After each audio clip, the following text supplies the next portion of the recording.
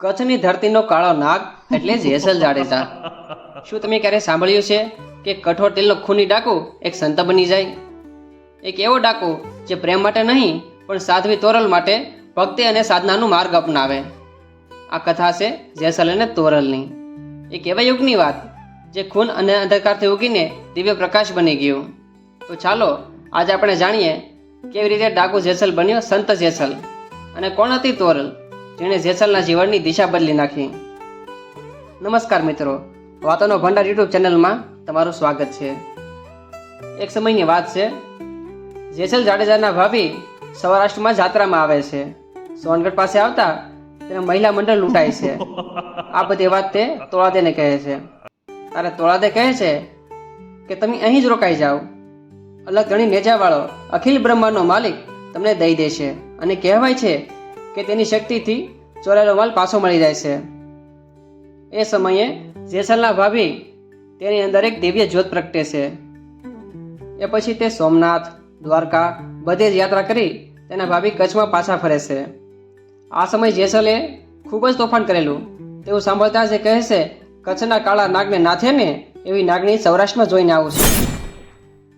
જેસલ જાડેજાને બોલાવી તેના ભાભી કહે છે, જો તમે એટલા શૂરવીર હોવ તો સૌરાષ્ટ્રમાં 3 વસ્તુ વખણાય છે: તોળી ઘોડી, તોળી તલવાર અને તોળી સ્ત્રી.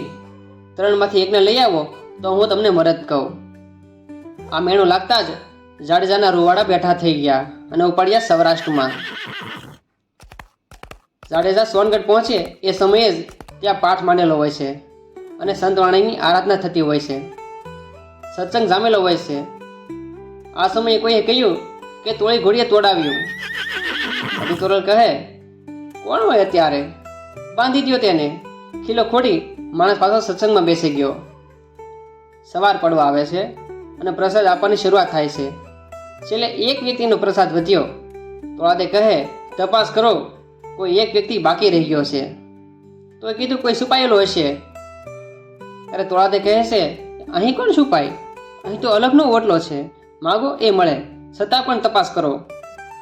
દીવો લઈને જોવે છે તો ગમાણમાં એક માણસ જોવા મળે અને એને પૂછે કે છુપાવાનું કારણ અને બહાર તો આવો. ત્યારે જેસલ કહે છે, બહાર કેવી રીતે આવું? મારા હથેળીમાં તો ખીલો ધરબેલો છે.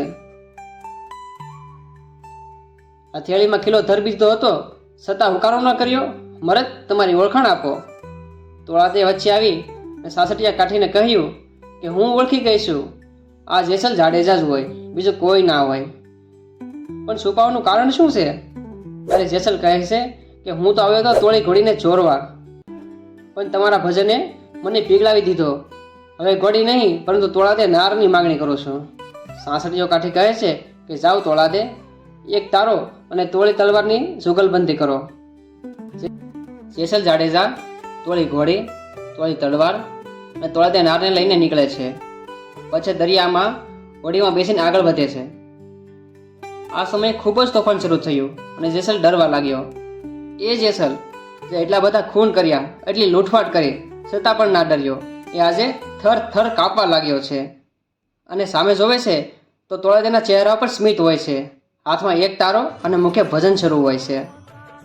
ત્યારે ડરેલા જેસલને જોઈ તોળાદે કહે છે કે હે જેસલ, તારા પાપને યાદ કર, તારી નાવડીને ડૂબવા નહીં દઉં. ત્યારે જેસલ એક એક કરીને પાપ ગણવા લાગે છે અને છેલ્લે કહે છે, હે તોળાદે, જેટલા માથાના વાળ છે એટલા કુકર્મો કર્યા છે મેં, મને માફ કરી દો અને મને બચાવી લ્યો. જેમ જેમ તે પાપ ગણાવતો જાય છે તેમ તેમ તોફાન ધીમું પડતું જાય છે અને આખરે તે દરિયો પાર કરે છે. તો આવી રીતે ડાકુ જેસલમાંથી સંત જેસલ બન્યા. ટૂંક જ સમયમાં તેની સમાધિ વિશે વિડીયો મૂકવામાં આવશે. જય અલગ ધણી.